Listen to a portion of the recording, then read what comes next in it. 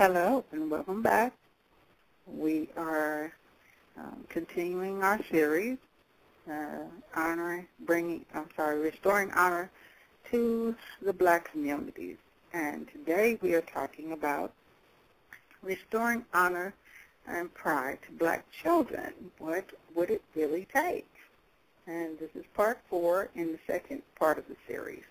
And of course, those of you that have been listening all week know that we had 4 parts in the first series where we talked about what it would really take to restore honor to America.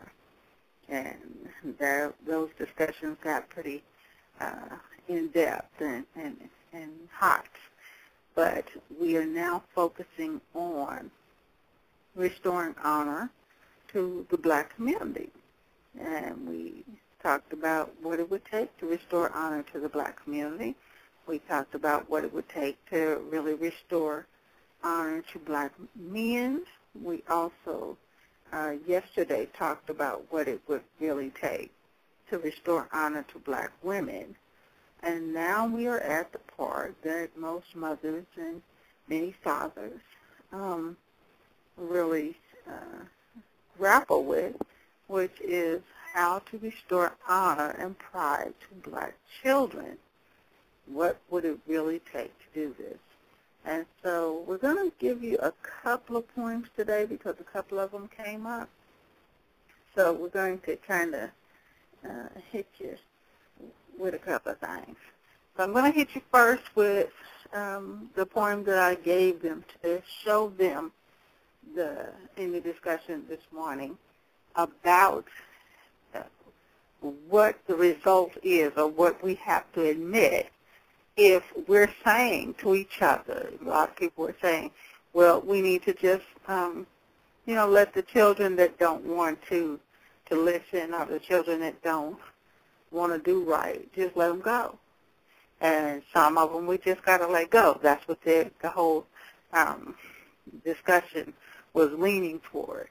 So I kind of hit them with this one. And remember, we're from, in these discussions, we deal with a lot of cultural Blacks who, the head wrap and the African garb and the ashaying and the pouring libation and incense burning.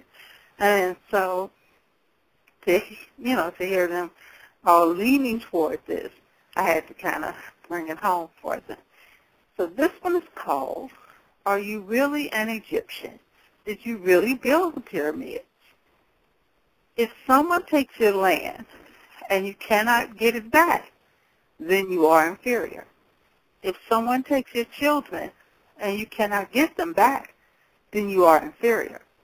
If someone takes over your neighborhood and you cannot stop them in their tracks, then you are inferior. If someone creates businesses in your community and you cannot compete with those businesses, then you are inferior. If someone can drain your people's resources and you cannot stop the drain, then you are inferior. If someone can herd your people out of a city and you cannot bring them back, then you are inferior. If your enemy has great weapons and you cannot fight those weapons, then you are inferior. If your people are now lost and you cannot help them find their way, then you are inferior. If your enemy controls white media and Black media cannot build their own, then Black media is inferior. If your enemy gave you religion and now you're believing in their God, then you are inferior. If Black people are in trouble and you need help from whites to save them, then you are inferior. If the white world is progressing forward and the Black world is falling way behind, then the Black world must be inferior. If someone knows how to use the earth's resources and you just let the earth's resources sit, then you are inferior. If white people are getting richer and Black people are getting poorer, then Black people are inferior. If someone was able to bring down Black civilizations and Blacks were not able to keep them from being brought down, then Blacks were inferior. If someone was able to bring down black civilizations and blacks are unable to build those civilizations back up again, then blacks must still be inferior. If someone was able to take away your black leader and your people were unable to stop them from being taken away, then your people were inferior. If someone was able to take away your black leader and your people are unable to get your leader back, then your people remain inferior. If someone lynched black ancestors and blacks have not been able to get them to pay reparations, then black lawyers are inferior. If your enemies are able to dig up ancient tombs and blacks are unable to claim those properties back, then black lawyers remain inferior.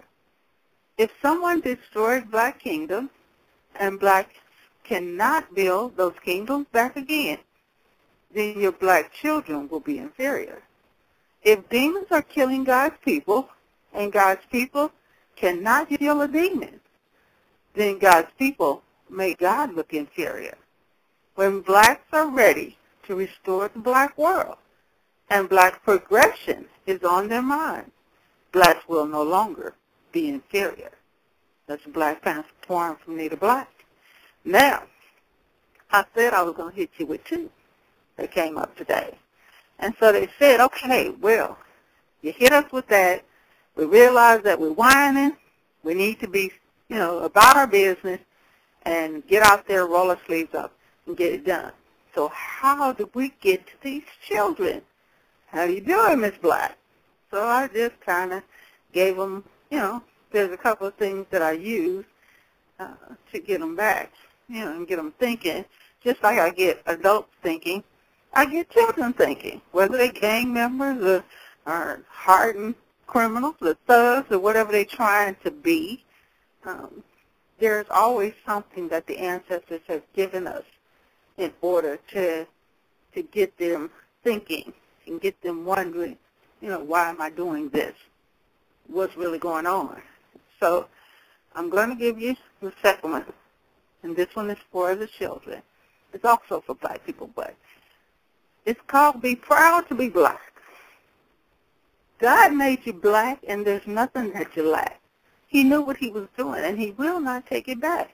How ungrateful do you sound when you whine with such remorse about being blessed with hair like wool that's curly and that's coarse? How ungrateful do you look when you decide it must be changed, and you bleach your hair to blonde so that no black will remain? How ungrateful do you act when you're trying to be white? Not knowing black is beautiful, you think that white is right. How ungrateful do you make your children act and lack when you don't teach them the honor and the pride of being black? Many people have it wrong with pride goes before the fall. When we had pride, we had kingdoms. When we lost pride, we lost them all. If God did not mean for you to be black, you wouldn't have been black at birth. And if black was not the most beautiful thing, God wouldn't have made it first. The depths of the fiery center of earth is as bright as the brightest sun. But the heavens, the home where God resides, is a black and beautiful one. Anytime you start to think that being black is hard, think of yourself in a poker game and the devil holds your card. In the poker game, you lost your soul, and now you must win it back by showing the devil how proud you are that God has made you black. Reflect your pride in your blackness, your education, clothes, and style, and reflect on the slave you have become only for a while. And the next time you think about changing yourself into something that is fake, remember that God made you black, and God don't make mistakes. That's the second one that we hit them with, just to give them a little tool when they're out there dealing with the children, and get the children thinking about some things.